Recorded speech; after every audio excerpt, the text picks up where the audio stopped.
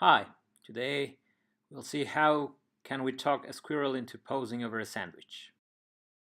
The most evident problem is the contact point between the two elements of our subject. However, that's not the real cause of our depth issues here. As you can see, we have here two different viewpoints pasted into one single figure. Now, that is very common because we are used to deal with flat images with screens and every variation of photography. And our experience of reality is truly very different from photography. In viewpoint number one, our eye is looking at the squirrel at the same level, at the exact same level, like a frontal view. Whereas in viewpoint two, our eye is looking at the sandwich from above, pretty much as the camera shot displayed in the video. So the real problem with our drawing here is that we are not actually seeing what we want to draw. And how can we solve this? Well, you could try the hard way, the magical way, trying to convince the squirrel into stepping over the sandwich. If you do, you probably won't need drawing at all in your life because you're rich. Or we could try another way I can teach you.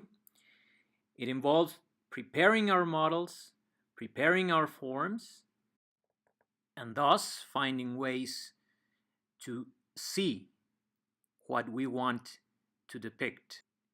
Because in this particular case, as in some others, we need the viewpoints to correspond. What steps might we take in this particular case to talk the squirrel into posing for us?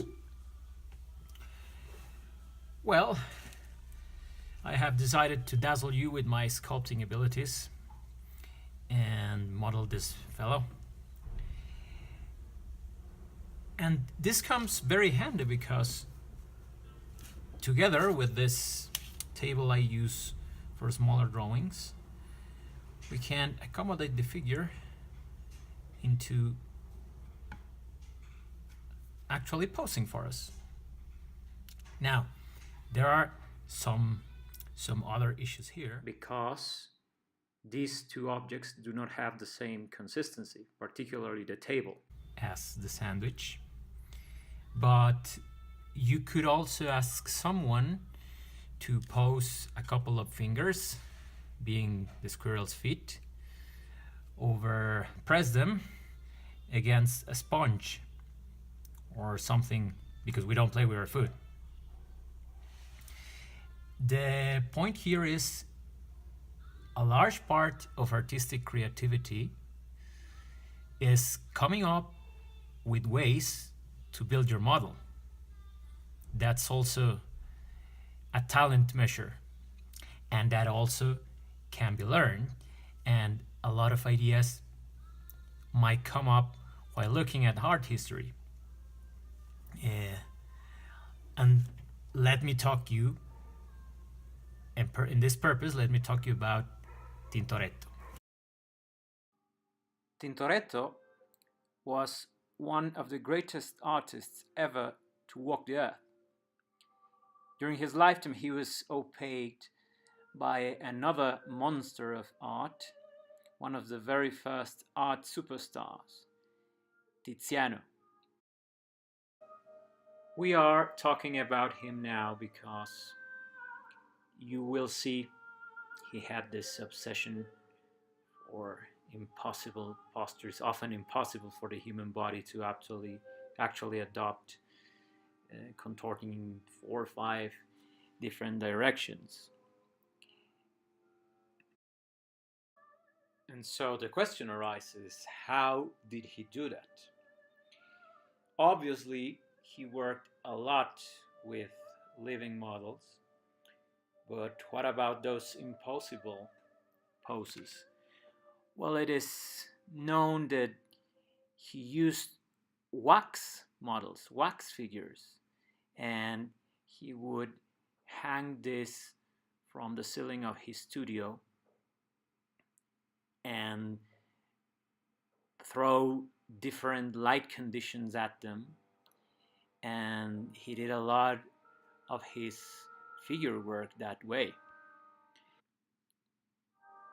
Of course, there was no Photoshop at the time. It's impossible to know whether he would have used it. I think he would have. But I also think he wouldn't have renounced to this privilege of the senses. I mean, we are, yes, trying to train our sight first and foremost, but it is also important to put yourself in a position where the rest of your senses are activated. And that's why you have to go outside of the screen, of the screenshot, the picture, everything flat. You need to go 3D. You need to go real. So the bottom line is you need to give your drawing or painting or sculpture whatever it's asking. Working without seeing might take you somewhere, even somewhere interesting, but almost certainly not where you want to be. You need, in this particular case, to see the planes, to have a complete feeling of the situation you want to represent, the difference between consistencies and bodies. And thus you have to be creative on the ways with the ways you build this. So it is great you have started composing. You should stop, at least for a while, drawing floating figures that would be isolated elements. Always draw a horizon, try practicing with sitting people, bodies, objects, everything that gives you a hint on volume, cylinders, boxes, not just soft bodies, not just organic consistencies. And this last exercise, altogether with preparing your scenes, will definitely get you results much faster than you think.